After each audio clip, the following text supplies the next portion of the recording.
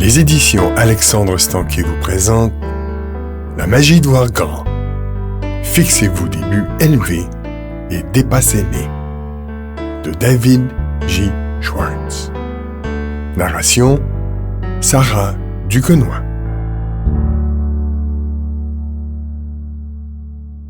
À David 3. Notre fils David, à 6 ans, s'est senti tout fier de lui quand il a terminé l'école maternelle. Je lui ai demandé ce qu'il voulait faire quand il serait grand. Davy m'a regardé droit dans les yeux, a réfléchi quelques instants et m'a répondu « Papa, je veux être professeur. » « Professeur ? Mais professeur de quoi ?» lui ai-je demandé. « Eh bien, m'a-t-il répondu, je crois que je veux être professeur de bonheur, papa. » Professeur de bonheur. Voilà une belle ambition, n'est-ce pas ? Eh bien moi, je dédie ce livre à David, un gentil petit garçon doté d'une bien belle ambition, et à sa maman.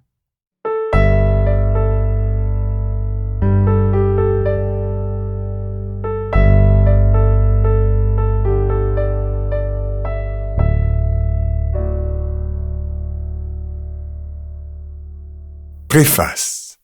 Pourquoi ce livre ? Pourquoi traiter à fond de la magie de voir grand ? Des centaines de milliers de livres seront publiés ou réédités cette année. En voilà un de plus. Pourquoi ? Permettez-moi de m'expliquer brièvement. J'ai eu l'occasion d'assister, il y a plusieurs années, à une rencontre de professionnels de la vente particulièrement impressionnante. Le vice-président de l'entreprise, responsable du marketing, débordait d'enthousiasme. Il avait une idée derrière la tête.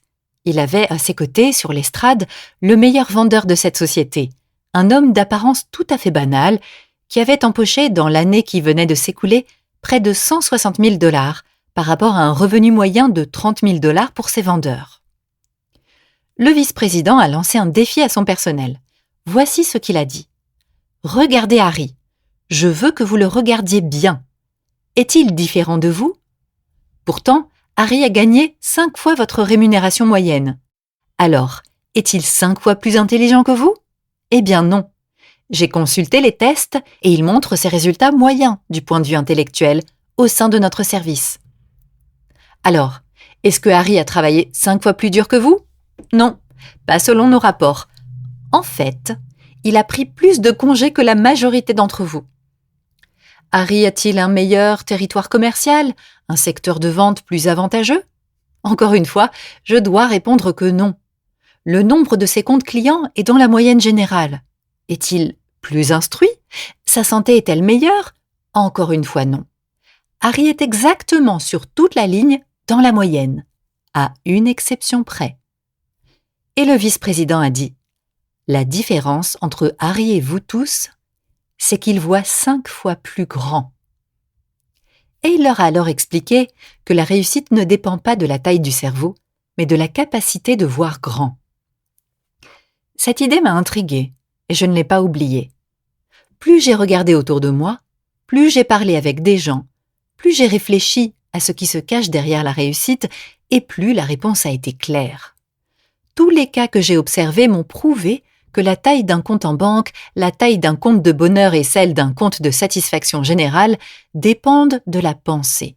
Il y a de la magie lorsque vous pouvez voir grand. Puisque voir grand accomplit des miracles, pourquoi la plupart des gens ne pensent-ils pas de cette façon ?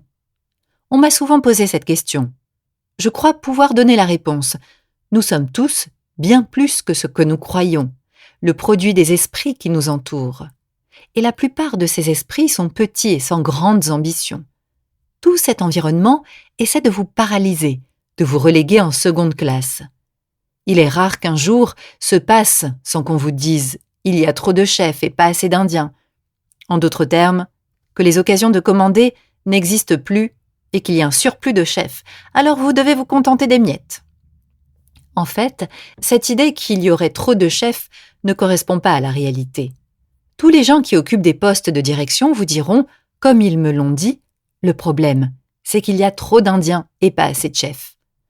Qu'on compte de nombreux gestionnaires et pas assez de travailleurs pour travailler efficacement. Cet environnement mesquin, médiocre, vous irrite aussi. On n'y peut rien. Il affirme que vous ne pouvez rien contre le destin qui contrôle tout et vous recommande de tirer un trait sur vos rêves, sur une plus belle maison, sur une éducation supérieure pour vos enfants et sur une vie meilleure. Renoncez, résignez-vous, couchez-vous et attendez la mort. Et qui n'a pas entendu dire que le prix à payer pour réussir est trop élevé, comme si vous deviez vendre votre âme au diable, sacrifier votre vie de famille, nier votre conscience et vos valeurs personnelles pour parvenir au sommet. En vérité, il n'y a aucun prix à payer pour réussir. Au contraire, tout pas en avant est payant. Cet environnement ajoute que dans la vie, il y a trop de concurrence au sommet. Mais est-ce bien vrai ? L'un des responsables d'une agence de placement m'a dit qu'il recevait 50 à 250 fois plus de demandes pour des emplois qui paient 35 000 $ par an que pour des postes à 200 000 $. Autrement dit, il y a au moins 50 fois plus de concurrence pour un poste de seconde catégorie que pour la plus belle avenue. Il y a peu de candidats, chez nous, à la vie en première classe. En somme, d'innombrables places attendent ceux qui, comme vous, sont prêts à voir grand. Les idées et les principes fondamentaux qui inspirent la magie de voir grand viennent des sources les plus élevées, des esprits les plus raffinés et les plus brillants qui a vu le jour sur notre planète, tel le prophète David qui a écrit « Tu es celui-là même que tu conçois dans le secret de ton cœur ». Ou Ralph Waldo Emerson qui a dit « Les grands hommes sont ceux qui s'assurent que l'esprit gouverne le monde ». Ou bien John Milton qui, dans son poème héroïque « Le paradis perdu », a écrit « L'esprit est à soi-même sa propre demeure. Il peut faire en soi un ciel de l'enfer, un enfer du ciel. » Ou encore l'esprit pénétrant de William Shakespeare, auteur de l'observation suivante. « Rien n'est bon ni mauvais, mais y penser le rend ainsi. » Mais qu'est-ce qui nous prouve que tout cela est vrai ? Comment savoir si ces maîtres à penser voyaient juste ? Voilà de bonnes questions. Eh bien, la preuve nous en est donnée par la vie des êtres exceptionnels qui nous entourent et qui, par leurs exploits, leurs succès et leur bonheur, nous démontrent qu'en voyant grand, on fait vraiment des miracles. Les recettes que nous vous présentons ici ne sont pas des hypothèses fragiles ou le produit des théories et des opinions particulières d'un individu. Elles s'appuient sur une solide expérience des situations de la vie courante. Leur portée est universelle et leur efficacité aussi fantastique que la magie. Le simple fait que vous lisiez ces pages atteste votre désir de parvenir à une plus grande réussite. Vous voulez satisfaire vos désirs. Vous voulez jouir d'un niveau de vie intéressant. Vous voulez que la vie tienne pour vous ces belles promesses. Vous méritez tout cela, car la volonté de réussir est une qualité admirable. Vous possédez une autre merveilleuse qualité. Le fait de tenir ce livre dans vos mains prouve que vous avez l'intelligence de rechercher les outils qui vous permettront d'atteindre vos objectifs. Pour fabriquer des automobiles, bâtir des ponts ou propulser des missiles, nous avons besoin d'outils. Bien des gens désireux de réussir leur vie oublient qu'ils disposent d'outils pour cela. Vous ne l'avez pas oublié. Vous possédez donc les deux qualités fondamentales pour tirer vraiment profit de ce livre, le désir de réussir et l'intelligence d'adopter un outil pour atteindre cet objectif. Pensez fort, voyez grand, et votre vie sera grande et forte. Vous récolterez un grand bonheur, de grandes réalisations, un gros revenu, des grands amis et une grande considération. Voilà pour les promesses. Mettez-vous à l'œuvre maintenant, dès maintenant. Découvrez la puissance magique de votre esprit. Découvrez comment. Commencez par cette pensée du grand philosophe Benjamin Disraeli. La vie est trop courte pour qu'on la vive petitement.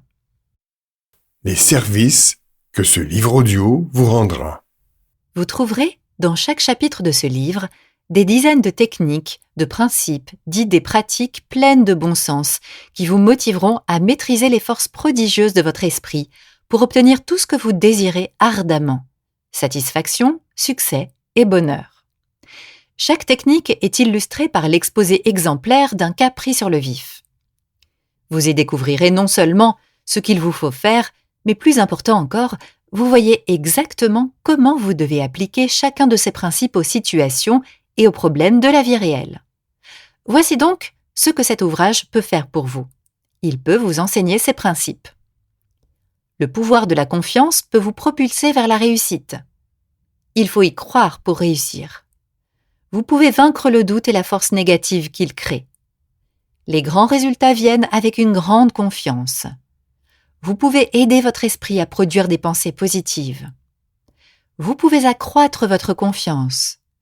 La réussite se planifie de façon concrète. Vous pouvez vous immuniser contre l'excusite, la maladie de l'échec. Vous pouvez apprendre le secret sous-jacent à votre attitude envers la santé. On écrase l'excusite de la santé par 4 mesures concrètes. La réflexion l'emporte sur la simple intelligence. L'esprit sert à penser, pas à accumuler des faits. 3 méthodes à maîtriser pour remédier à l'excusite de l'intelligence. Vous pouvez régler le problème de l'âge, trop jeune ou trop vieux. Vous pouvez surmonter l'excuse de la malchance et attirer la vraie chance. La technique de l'action sert à vaincre la peur et à bâtir sa confiance. Vous pouvez stimuler votre mémoire à augmenter votre réserve de confiance. Vous pouvez vaincre votre peur des autres. La confiance en soi augmente quand on satisfait sa propre conscience. Pensez avec confiance en agissant avec confiance. Il existe 5 mesures précises pour cultiver sa confiance et vaincre la peur. Votre réussite dépend de la grandeur de votre esprit. Vous pouvez mesurer votre potentiel réel et découvrir vos atouts. Vous obtenez aussi grand que vous voyez grand. Le vocabulaire des gens qui voient grand s'améliore en 4 étapes. Vous pouvez voir grand en visualisant les améliorations à venir. Vous pouvez augmenter votre valeur comme celle des gens et des choses. Vous pouvez voir grand à votre travail. Il faut se concentrer sur l'important sans s'attarder aux banalités. Vous pouvez évaluer à quel point vous voyez grand. La pensée créative permet les nouveautés et l'amélioration. Vous pouvez développer votre créativité par la confiance en vos moyens. Vous pouvez éviter les modes de pensée traditionnels qui paralysent. Vous pouvez faire plus et mieux en stimulant votre créativité. Il existe 3 clés pour renforcer sa créativité. Ayez les oreilles et l'esprit ouverts. Vous pouvez stimuler votre esprit et étendre votre réflexion. Vous pouvez mettre à profit et cultiver vos idées, les fruits de votre réflexion. Vous pouvez sembler important, car cela vous aide à vous penser important. Vous pouvez devenir important en pensant que votre travail l'est. On peut devenir son propre agent commercial. On peut optimiser sa réflexion et penser comme les gens importants. Vous pouvez tirer parti de votre environnement. Vous pouvez empêcher les esprits médiocres de vous retenir. Vous pouvez gérer votre environnement de travail. Vous pouvez mettre du soleil dans vos heures de loisirs. Vous pouvez vous immuniser contre les poisons de votre milieu. Vous pouvez vivre et agir en première classe. Vous pouvez cultiver les attitudes de gagnant. Vous pouvez vous activer et carburer à l'enthousiasme. Vous pouvez augmenter votre enthousiasme. Vous pouvez cultiver le sentiment de votre valeur. C'est d'abord en servant qu'on gagne plus d'argent. La juste attitude d'esprit devant les autres vous donne leur soutien. La souplesse nous rend plus aimables. Vous pouvez prendre l'initiative de nouer des amitiés. Vous pouvez devenir maître dans l'art de ne penser que du bien des autres. La pratique de conversations agréables décuplera vos relations amicales. Vous pouvez voir grand même en cas d'échec. Vous pouvez prendre l'habitude d'agir sans attendre l'occasion idéale. Vous pouvez décider d'exploiter vos idées. Vous pouvez agir pour vaincre vos peurs et gagner en confiance. Vous pouvez découvrir le secret des gens d'action. Vous pouvez exploiter la magie du moment présent. Vous pouvez vous renforcer en prenant l'habitude de parler plus fort et ouvertement. Vous pouvez développer votre esprit d'initiative, un mode d'action particulier. L'échec n'est qu'un état d'esprit. Vous pouvez tirer avantage de vos erreurs. Le pouvoir de l'autocritique est constructif. La persévérance et la pratique entraînent des résultats positifs. Toute situation a son côté positif. Le trouver chasse le découragement. Vous pouvez obtenir une vision très claire de ce que vous désirez dans la vie. Vous pouvez recourir à ce plan pour établir votre but des 10 années à venir. On doit éviter 5 armes fatales contre la réussite. Vous pouvez décupler votre énergie en vous fixant des objectifs précis. Vous pouvez vous fixer des objectifs qui vous aideront à agir et à vivre plus longtemps. Vous pouvez atteindre vos buts avec ce guide de perfectionnement de 30 jours. Vous pouvez vous investir dans votre avenir. Les leaders suivent 4 règles. Vous pouvez augmenter votre capacité d'influencer les autres. Il est avantageux de faire preuve d'humanité. Il faut penser, croire et agir en fonction du progrès. On peut se tester pour savoir si on pense progrès. Vous pouvez exploiter le pouvoir suprême de votre esprit. Vous pouvez utiliser la magie de voir grand dans les situations cruciales.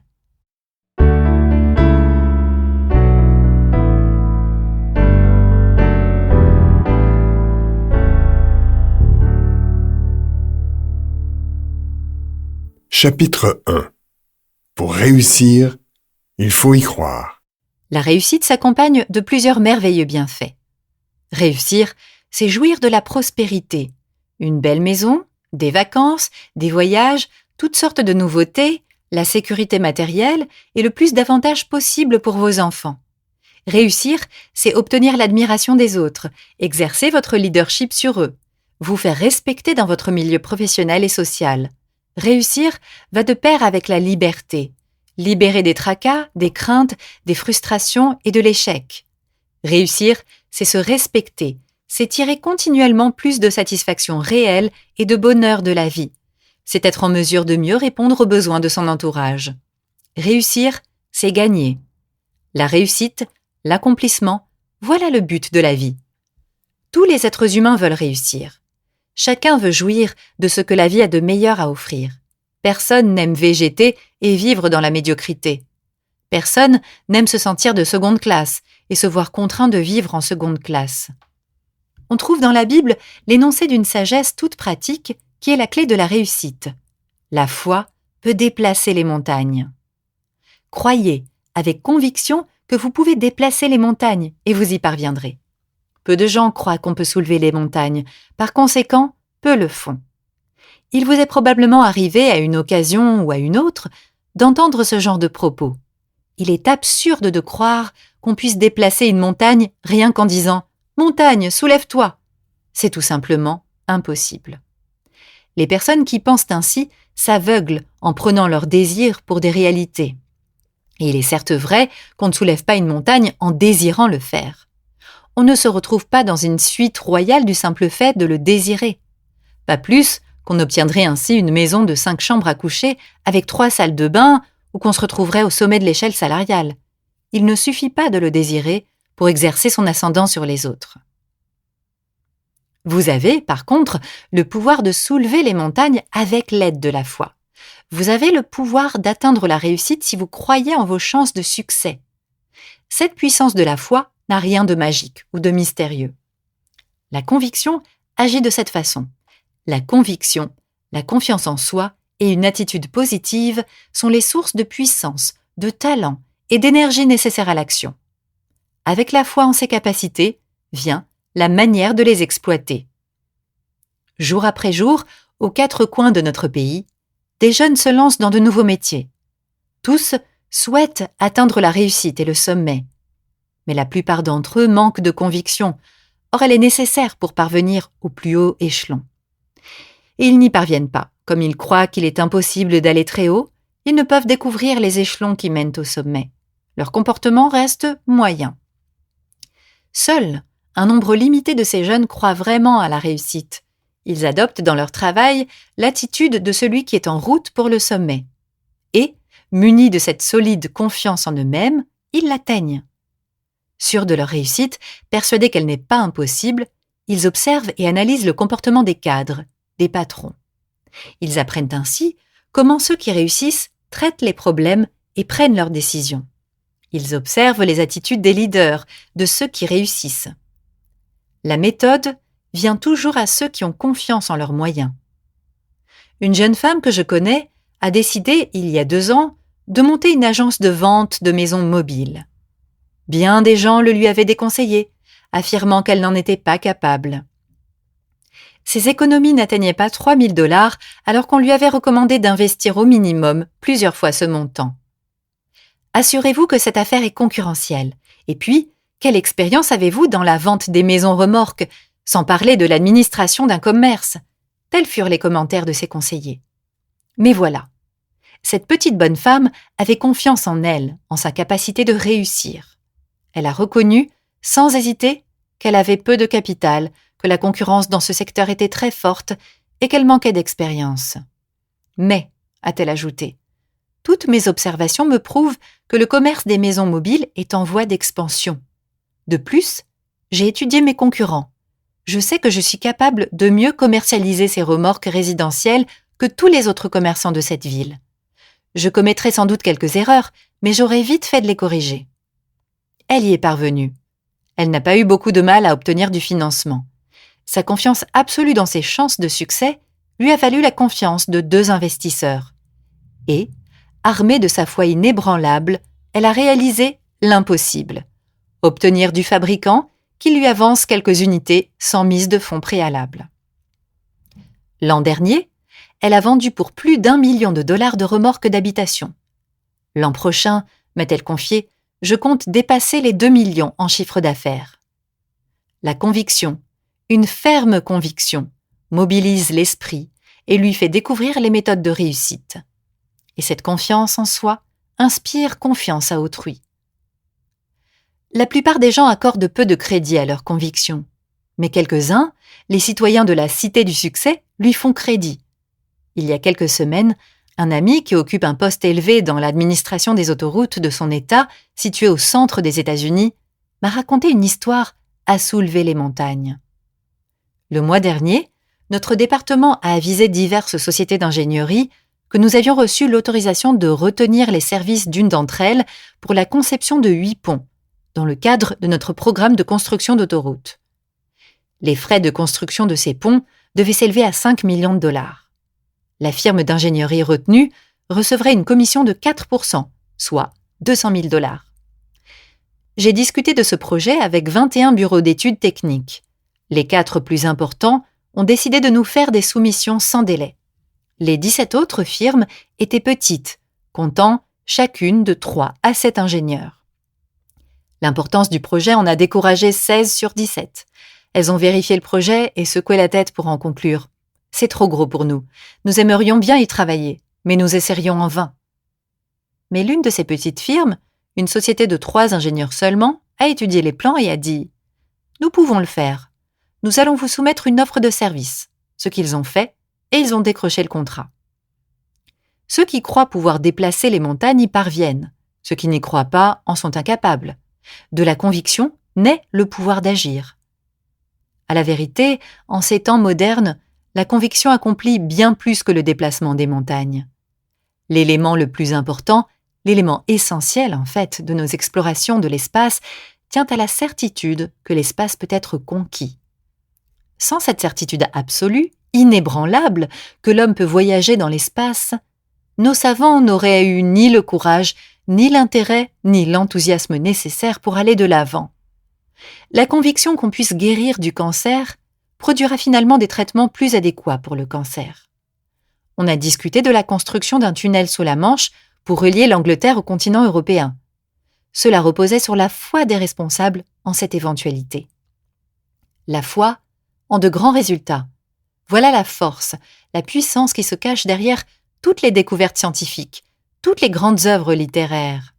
La foi dans la réussite se trouve à l'origine de toutes les réussites commerciales, religieuses ou politiques. C'est l'élément essentiel, primordial, dans la vie de ceux qui réussissent. Pour réussir, on doit croire vraiment. J'ai parlé au cours des années avec bien des gens qui avaient échoué dans leur carrière ou les affaires. J'ai entendu bien des raisons et des excuses pour justifier ces échecs. Un aspect particulièrement significatif se dégage de ces conversations. On entend des remarques de ce genre. « À vrai dire, je ne pensais pas que ça marcherait » ou J'avais des doutes avant même de commencer, ou, pour être sincère, cet échec ne m'a pas trop surpris. Ce genre d'attitude, bon, je veux bien essayer, mais je n'y crois pas, est source d'échec. L'incrédulité est une force négative. Quand l'esprit se met à douter, il attire des raisons à l'appui de son incrédulité. Le doute, ce désir subconscient d'échouer, la réticence à réussir est responsable de la plupart des échecs.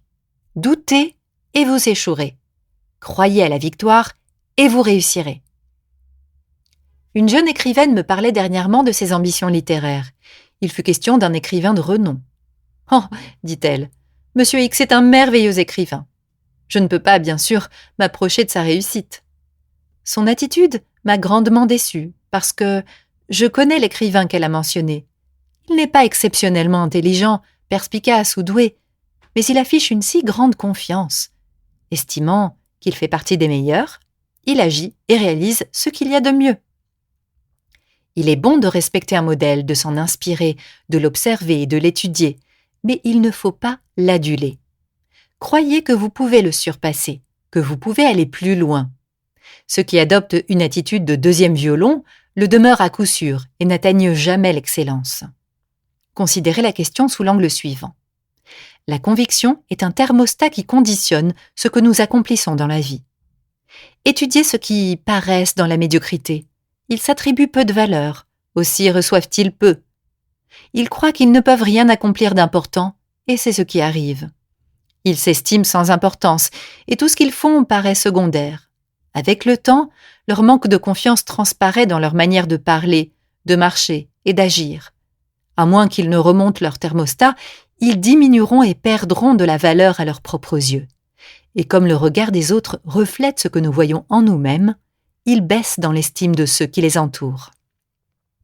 Considérez maintenant la personne qui va de l'avant. Elle s'attribue beaucoup de valeur et elle reçoit beaucoup. Elle croit qu'elle peut remplir des tâches difficiles et importantes, et elle y arrive. Tout ce qu'elle fait, sa manière de se conduire avec les gens, son caractère, ses pensées, ses opinions, tout dit. Voici une personne professionnelle. C'est une personne importante. Nous sommes le produit de nos pensées. Remontez votre thermostat. Lancez votre offensive vers le succès avec la conviction honnête et sincère d'une réussite éventuelle. Voyez grand et vous le deviendrez. Voilà plusieurs années, après m'être adressé à un groupe de gens d'affaires de Détroit, j'ai parlé à l'un d'eux. Il m'a dit, après s'être présenté, « Votre conférence m'a beaucoup plu. Pourriez-vous m'accorder quelques minutes ? J'aimerais beaucoup vous confier une expérience que j'ai eue. » Quelques instants plus tard, confortablement assis dans un bistrot, nous attendions des rafraîchissements. « J'ai eu une expérience personnelle, » a-t-il commencé, « qui correspond parfaitement à ce que vous avez dit ce soir, à savoir qu'il faut tirer parti de son esprit au lieu de le laisser agir contre soi. Je n'ai jamais expliqué à personne comment je me suis sortie de la médiocrité, mais j'aimerais vous en parler. »« Je vous écouterai avec plaisir, » lui ai-je répondu. « Eh bien voilà. Il y a à peine 5 ans, je trimais comme simple employé dans le commerce d'outils et de matrices. J'avais une vie convenable, selon les normes moyennes. Mais c'était loin de l'idéal. Notre logement était bien trop petit et nous n'avions pas d'argent pour nous procurer les nombreuses choses que nous voulions. Ma femme, grâce à Dieu, ne se plaignait pas trop, mais on pouvait lire sur son visage qu'elle s'était résignée à son sort et n'était pas heureuse. J'étais de moins en moins satisfait. Quand je me laissais aller à penser à quel point j'échouais envers ma douce épouse et mes 2 enfants, ça me faisait vraiment mal. Mais maintenant, les choses sont complètement différentes, a continué mon compagnon. Aujourd'hui, nous avons une belle maison moderne avec un terrain de 2 acres ainsi qu'un chalet 4 saisons à 300 km au nord d'ici. Nous ne nous demandons plus si nous pourrons envoyer les enfants dans une bonne université et ma femme ne se sent plus coupable à chaque achat de nouveaux vêtements. L'été prochain, nous prenons tous l'avion pour l'Europe où nous passerons 1 mois de vacances. Nous vivons enfin. Et comment tout cela est-il arrivé ? Lui ai-je demandé. C'est arrivé lorsque, pour reprendre la phrase que vous avez employée ce soir, j'ai mis à profit la puissance de conviction. J'ai entendu parler, il y a 5 ans, d'un centre d'usinage de machines-outils, ici à Détroit, qui offrait un emploi. Nous vivions à Cleveland à l'époque. j'ai décidé de me renseigner avec l'espoir de gagner un peu plus d'argent. Je suis arrivée à Détroit un dimanche en début de soirée. L'entrevue était prévue le lendemain. Après le repas, je suis allée m'asseoir dans ma chambre d'hôtel et pour quelques raisons obscures, je me suis mis à m'en vouloir terriblement. Pourquoi, me suis-je demandé, ne suis-je qu'un raté de la classe moyenne ? Pourquoi est-ce que j'essaie d'obtenir un emploi qui représente un si petit progrès ? Je n'ai pas encore compris à ce jour ce qui m'a poussé à faire cela, mais j'ai pris une feuille de papier et j'ai écrit le nom de 5 personnes que je connaissais bien depuis des années et qui m'avaient largement dépassé en salaire et en responsabilité de travail. 2 d'entre eux étaient d'anciens voisins qui avaient déménagé dans les beaux quartiers. 2 autres étaient des types pour qui j'avais travaillé et le 5e était un beau-frère. Ensuite, et je ne sais toujours pas pourquoi j'ai agi comme ça, je me suis demandé ce que mes 5 amis avaient que je n'avais pas, à part de meilleurs emplois. Je me suis comparée à eux quant à l'intelligence, mais honnêtement, je ne suis pas arrivée à voir qu'ils brillaient vraiment de ce côté-là. Et sincèrement, ils ne m'étaient en rien supérieurs concernant l'éducation, l'intégrité ou les habitudes personnelles. Finalement, j'en suis arrivée à une autre qualité nécessaire à la réussite dont il est souvent question, l'esprit d'initiative. Ça m'a fait mal de le reconnaître, mais j'y étais bien forcée. Sur ce point, comparativement à ses amis qui avaient réussi, j'étais bon dernier sur la liste. Il était alors 3 heures du matin environ, mais mes idées étaient étonnamment claires. Je voyais pour la première fois mon point faible. Je découvrais que j'étais restée en retrait. Je m'étais toujours freinée moi-même. J'ai réfléchi de plus en plus de façon approfondie. Et j'ai découvert que je manquais d'initiative parce que je n'avais jamais cru au fond de moi-même que je valais grand-chose. Je suis restée assise le reste de la nuit à envisager à quel point, aussi loin que je pouvais me rappeler, mon manque de confiance en moi-même m'avait dominée et combien j'avais laissé mon esprit agir contre moi. J'ai découvert que je n'avais jamais cessé de me donner des raisons de ne pas progresser au lieu du contraire. Je m'étais dévalorisée et je constatais que cette dévalorisation se manifestait dans tout ce que je faisais. Il m'est enfin venu à l'esprit que personne ne croirait en moi tant que je ne croirais pas en moi-même. J'ai alors décidé sur le champ que j'avais fini de jouer les 2e violons et que désormais, je ne me dévaloriserais plus. Le lendemain matin, cette confiance m'habitait encore. J'ai mis cette nouvelle confiance à l'épreuve pour la première fois au cours de l'entrevue. Avant de m'y rendre, j'avais espéré dénicher le courage de demander $750 ou même $1000 de plus que je ne gagnais dans mon emploi actuel. Mais maintenant que je constatais que j'étais un homme de valeur, j'ai demandé 3500 € et je les ai obtenus. J'ai su me vendre parce qu'après cette longue nuit d'auto-analyse, j'avais trouvé en moi des qualités qui le justifiaient. Dans les 2 années qui ont suivi mon engagement, je me suis bâti la réputation d'un homme capable de décrocher des contrats. Ensuite, nous sommes entrés en récession, ce qui a augmenté ma valeur pour la société, parce que j'étais l'un des meilleurs professionnels dans cette industrie. On a réorganisé l'entreprise, on m'a accordé une grosse augmentation de salaire et une quantité substantielle d'actions de la société. Ayez confiance en vous-même et les choses tourneront à votre avantage. Votre esprit est une usine de pensée. C'est une usine pleine de mouvements qui produit tous les jours un nombre incalculable de pensées. La production dans votre usine obéit à 2 contremaîtres. Nous appellerons le premier Monsieur Victoire et le second Monsieur Défaite. Monsieur Victoire est responsable de la production de pensées positives. Il se spécialise dans la production de raisons de pouvoir, de savoir et d'agir. L'autre contremaître, Monsieur Défaite, fabrique des pensées négatives et déprimantes. Il est l'expert pour trouver des raisons de renoncer pour cause de faiblesse et d'incompétence. Il se spécialise dans la chaîne de pensée qui anticipe l'échec.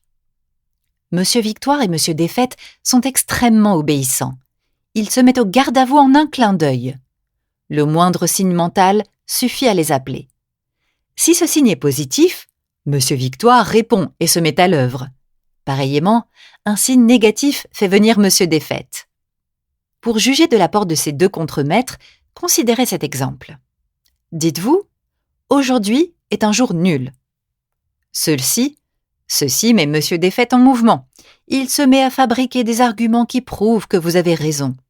Il vous suggère qu'il fait trop chaud ou trop froid, que les affaires ne marcheront pas aujourd'hui, que les ventes vont baisser, que les autres auront les nerfs à vif, que vous allez tomber malade, que votre femme sera de mauvaise humeur. Monsieur Desfaites est terriblement efficace. Il lui suffit de quelques instants pour vous convaincre. La journée est vraiment mauvaise. Le temps de crier ciseaux et la journée est terriblement mauvaise. Dites-vous au contraire. Aujourd'hui est une belle journée. Et Monsieur Victoire obéit au signal et se met en action. Il vous dit « Voilà une merveilleuse journée. Le temps est stimulant, il fait bon vivre. Aujourd'hui, tu pourras mettre tes affaires à jour. » Et vous avez une journée réussie. Monsieur Desfaites également peut vous montrer pourquoi vous ne pourrez rien vendre à Monsieur Untel. Monsieur Victoire vous montrera le contraire. Monsieur Desfaites vous convaincra que vous échouerez, tandis que Monsieur Victoire vous prouvera que vous réussirez. Monsieur Desfaites préparera un dossier percutant contre Untel, alors que Monsieur Victoire vous donnera toutes les raisons de l'aimer. Plus vous confierez de tâches à l'un ou à l'autre de ces deux contremaîtres, plus il gagnera en puissance. Si vous donnez plus de travail à Monsieur Desfaites, il augmentera son personnel et occupe une plus grande place dans votre esprit. Il risque bientôt de contrôler tout le service de fabrication de pensée et pratiquement tout votre esprit deviendra négatif. La seule mesure sage à prendre est de mettre Monsieur Desfaites à la porte. Vous n'avez aucun besoin de lui. Vous ne voulez pas qu'il soit toujours là à vous dire que vous n'êtes pas à la hauteur, que vous êtes incapable, que vous allez échouer, et ainsi de suite. Monsieur Desfaites ne vous aidera jamais à atteindre vos objectifs. Mettez-le donc dehors. Recourez au service de Monsieur Victoire à temps plein. Quand une idée vous passe par la tête, demandez-lui de se mettre à votre service.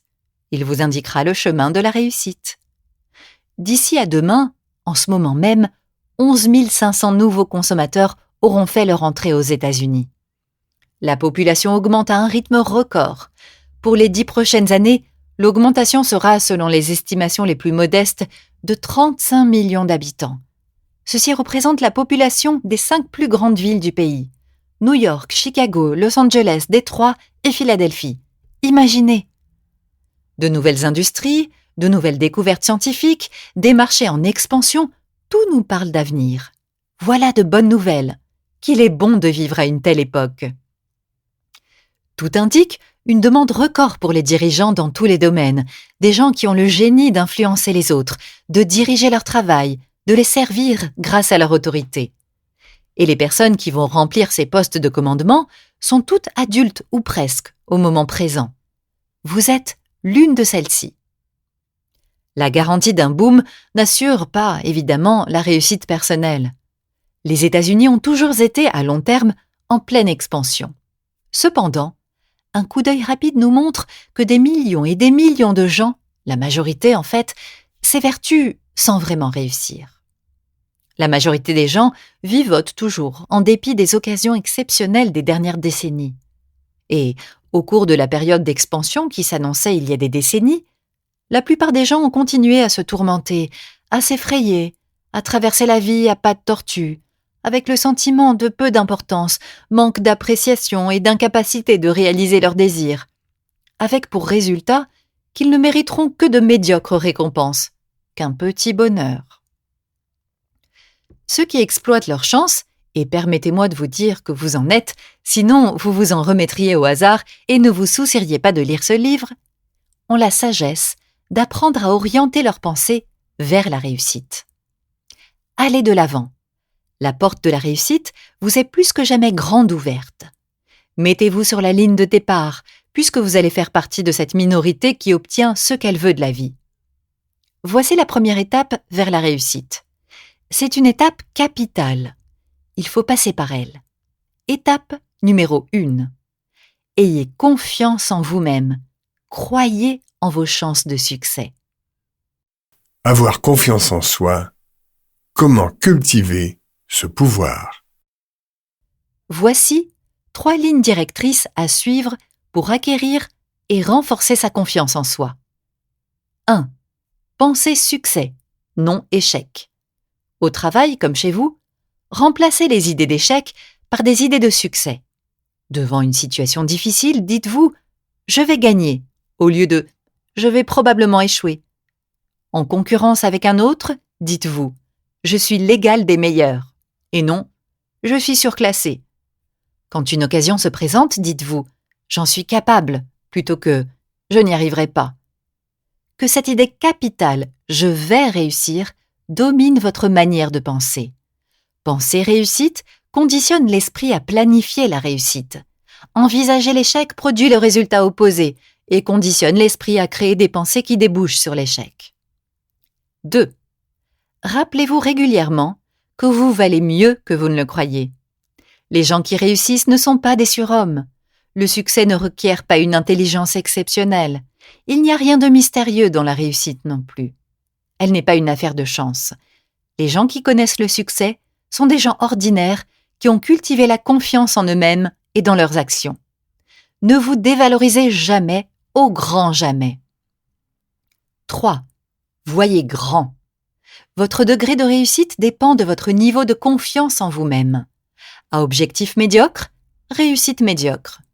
Fixez-vous de grands objectifs, vous obtiendrez une grande réussite. Et n'oubliez pas ceci, les grandes idées et les grands projets sont souvent plus faciles et certainement pas plus difficiles que les petites idées et les petits projets. Ralph G. Kordiner, président du conseil d'administration de General Electric de 1950 à 1958 et son PDG de 1958 à 1963, a déclaré lors d'une conférence sur l'art de diriger « Nous demandons à tout homme qui aspire à commander pour lui-même et sa société d'entreprendre un programme de développement personnel. Personne ne peut obliger un homme à progresser. Qu'un homme prend du retard ou progresse dans son domaine dépend de sa seule application personnelle. Cela demande du temps, du travail et des sacrifices. Personne ne le peut pour vous. » Le conseil de M. Kordiner est sage et pratique. Appliquez-le à votre existence. Les personnes qui atteignent le sommet dans l'administration des entreprises, dans la vente, dans l'ingénierie, dans les œuvres religieuses, dans la littérature, en art dramatique et dans tous les autres domaines, y parviennent en suivant régulièrement et consciencieusement un plan de croissance personnelle.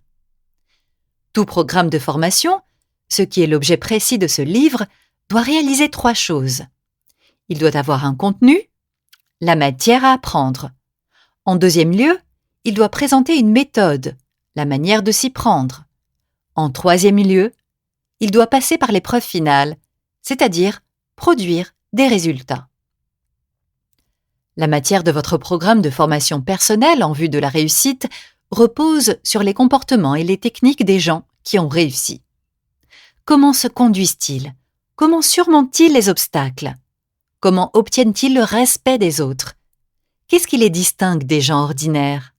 Quelle est leur manière de penser? Votre plan de croissance personnelle est une série de directives pratiques orientées vers l'action. On en trouve dans chaque chapitre. Ces directives sont efficaces. Appliquez-les, vous verrez par vous-même. Qu'en est-il de la partie la plus importante du programme, les résultats? Présenté en peu de mots, une application consciencieuse de ce programme vous apportera la réussite et cela à une échelle qui peut vous sembler impossible à la minute présente. Exposé élément par élément, votre programme vous apportera une série de bénéfices. Un respect plus entier de la part de votre famille, l'admiration de vos amis et de vos collègues, le plaisir de vous sentir utile, de vous sentir quelqu'un, d'avoir un statut social, un revenu supérieur et un mode de vie plus élevé. Votre formation est une auto-formation. Personne ne se tiendra près de vous pour vous dire ce qu'il faut faire et comment vous y prendre. Cet ouvrage sera votre guide, mais vous êtes le seul à pouvoir vous comprendre. Vous seul pouvez vous contraindre à appliquer ce programme. Vous seul pouvez évaluer vos progrès. Vous seul pouvez apporter des correctifs si vous vous égarez un peu. En bref, vous allez vous exercer à connaître des succès de plus en plus importants. Vous disposez déjà d'un laboratoire tout équipé où vous pouvez travailler et étudier. Votre laboratoire est tout autour de vous. Ce sont les êtres humains. Ce laboratoire vous fournit tous les exemples possibles d'actions humaines. Et il n'y a pas de limite à ce que vous pouvez apprendre. du moment que vous vous considérez comme un chercheur dans son laboratoire. De plus, il n'y a rien à acheter, pas de loyer à payer, aucun frais. Vous pouvez user de ce laboratoire à votre guise, sans débourser. À titre de directeur de votre propre laboratoire, vous voudrez faire comme tout chercheur, observer et expérimenter. N'êtes-vous pas surpris que la plupart des gens comprennent si mal les raisons des actions de leurs voisins, lors même qu'ils sont entourés de gens toute leur vie? La plupart des gens n'ont pas appris à observer.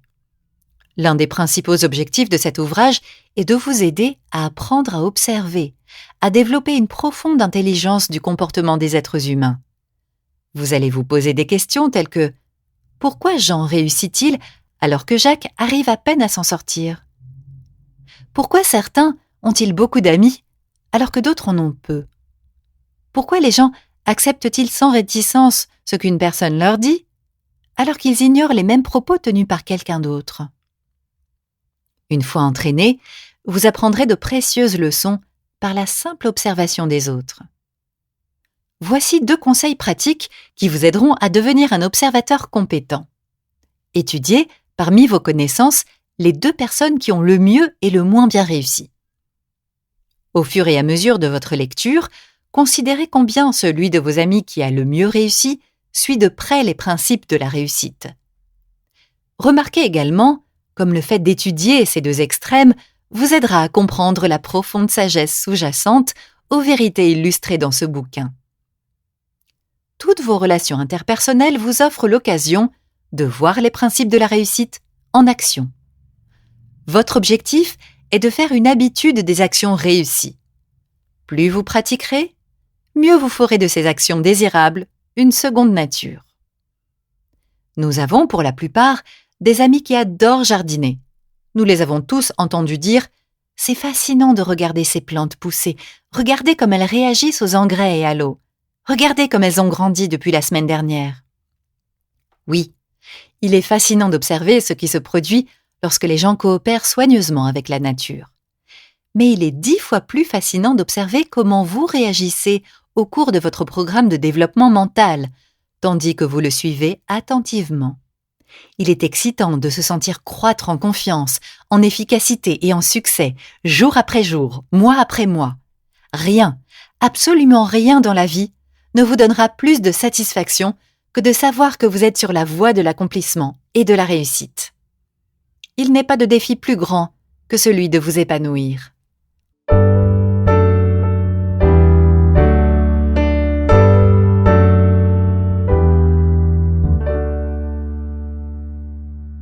Chapitre 2.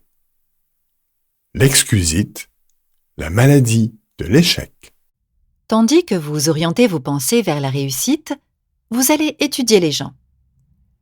Vous les étudierez très attentivement pour découvrir et ensuite appliquer à votre vie les principes de la réussite.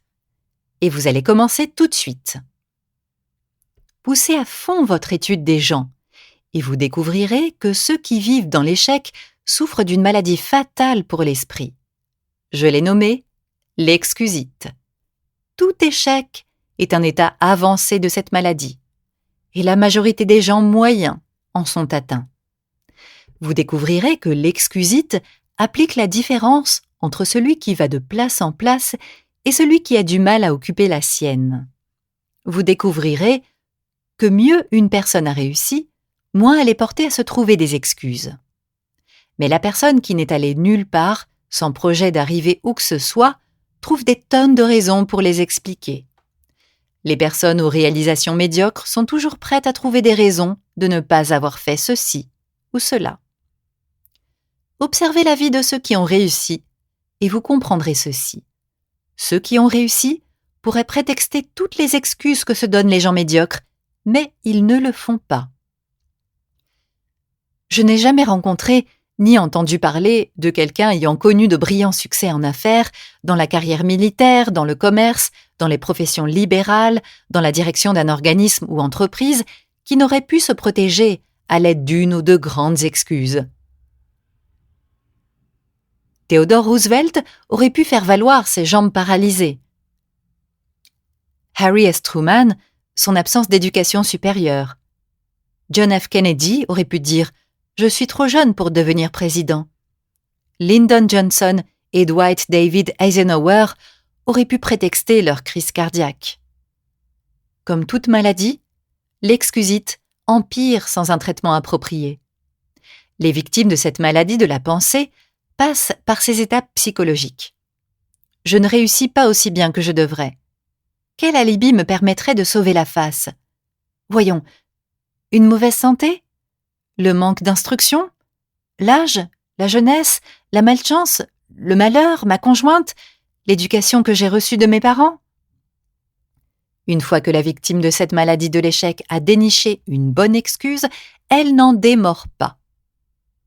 Elle y recourt pour expliquer aux autres et à elle-même sa stagnation. Et chaque fois que la victime répète son excuse, elle pénètre plus profondément dans son subconscient. Toute pensée, positive ou négative, devient de plus en plus puissante lorsque fertilisée par de constantes répétitions. Pour commencer, la victime d'excusite sait que son excuse est plus ou moins un mensonge. Mais plus elle la répète, plus elle se convainc de sa vérité absolue, et cet alibi explique à ses yeux l'absence de la réussite qu'elle devrait obtenir. La première étape dans votre programme personnel d'entraînement mental vers le succès doit donc être de vous vacciner contre l'excusite, cette maladie des ratés. L'excusite se manifeste sous de très nombreuses formes, mais les types les plus aigus de la maladie sont l'excusite de la santé, de l'intelligence, de l'âge et de la chance. Voyons maintenant comment on peut se protéger de ces 4 affections courantes. Les 4 formes d'excusite les plus banales. 1. Mais ma santé n'est pas bonne. L'excusite de la santé va de l'affirmation chronique « je ne me sens pas bien » à l'affirmation plus précise « j'ai ceci ou cela qui ne va pas ». La mauvaise santé, sous 1001 formes différentes, représente une excuse pour ne pas faire ce qu'on veut accomplir, ni accepter de plus grandes responsabilités, ni gagner plus d'argent, enfin, pour ne pas réussir. Des millions et des millions de gens souffrent de l'excusite de la santé. Est-ce, dans la plupart des cas, une excuse légitime? Prenez un instant à tous les gens qui ont réussi et qui pourraient recourir à l'excuse de la santé défaillante, mais qui s'en abstiennent. Mes amis médecins et chirurgiens me disent que le modèle... Nous espérons que vous avez apprécié cet aperçu. Pour continuer à écouter ce livre audio sur Google Play Livres, utilisez le lien dans la description de la vidéo.